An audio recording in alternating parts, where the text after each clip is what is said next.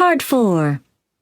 You will hear part of a lecture given to students in a food science department about safety standards. First, you have some time to look at questions 31 to 40.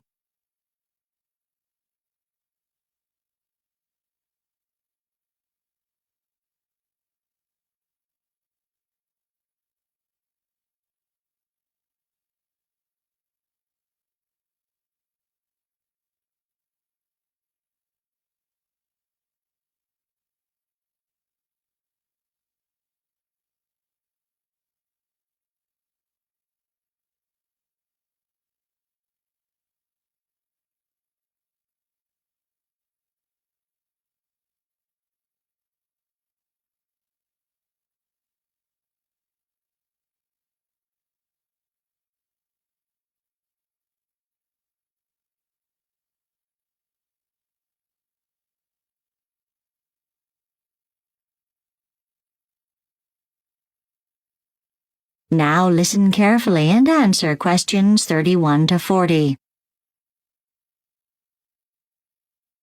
Good morning, everyone. In today's lecture, I'm going to talk about food safety and the factors involved in setting standards for the food industry with particular reference to the situation here in Australia. Now, before anyone can decide what kind of standards need to be set for ensuring that any specific food product is safe, scientists have to carry out a risk assessment. And in doing this, they have to consider several potential problems. Firstly, they have to consider the ingredients of the product. They have to decide whether any of these might make the finished product more susceptible to harmful bacteria. Then, they have to consider the process used in the preparation of the food, and whether or not it includes a step designed to eliminate unwanted microorganisms. After that, they've got to consider the way products are stored. For instance, in warehouses or cold stores, and distributed to retailers. And it doesn't end there. The analysts even have to be aware of problems that might occur after the food has reached the supermarket. Things like frozen foods being defrosted and then refrozen because the temperature fluctuated, or foods being kept past their expiry date. And finally, any assessment of the overall risk has to take into account the way the end users, consumers, normally handle food at home. So, as you see, the risk assessment is quite complicated.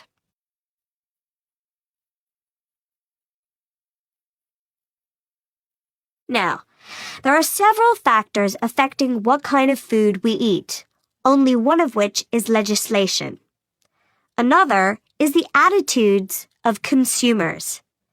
A good example of this is the dislike that many Australians have for additives in their food, even when these additives are considered safe, and without them products have a shorter shelf life or a substandard appearance. This has led to the phenomenal expansion of the market for organic food in Australia. Another important influence on what we eat is the food industry itself. In some large supermarkets, low prices are the main strategy for attracting customers, while for more upscale marketers, image is more important. But we should bear in mind, for all of them, the key consideration is profitability. Finally, there is the influence of the mass media, which is the most important source of information for most people. Unfortunately, this has a rather negative effect, because in general, they are not very objective. For one thing, the prime motivation of the media, as with the food industry, is sales, and this has a major influence on the way in which the topic is dealt with. A further problem is that news is regarded as a type of entertainment. Often, the issues that get a top billing are those that are sensational or controversial. So it's not at all surprising if the public ends up with a rather distorted understanding of food and food safety. On top of that, up till now, food safety and nutrition have never been considered a really interesting topic for the public. Very few TV or radio shows address the issues, and even those shows that are devoted to cooking or eating generally ignore them. At this point, I'll just offer a personal opinion on this subject of food safety. I firmly believe in food safety education, starting at primary schools. We know that many children who have been taught about the benefits of exercise come home and lecture their parents about it. So, the same could be done for food and food preparation. And at the same time, the countless educational television shows.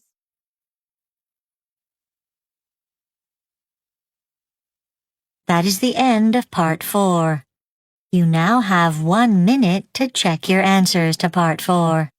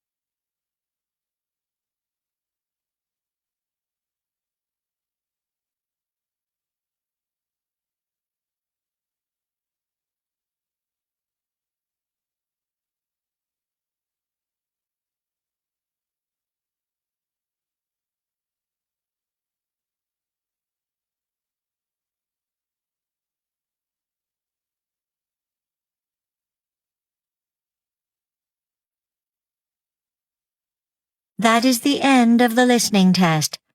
You now have 10 minutes to transfer your answers to the listening answer sheet.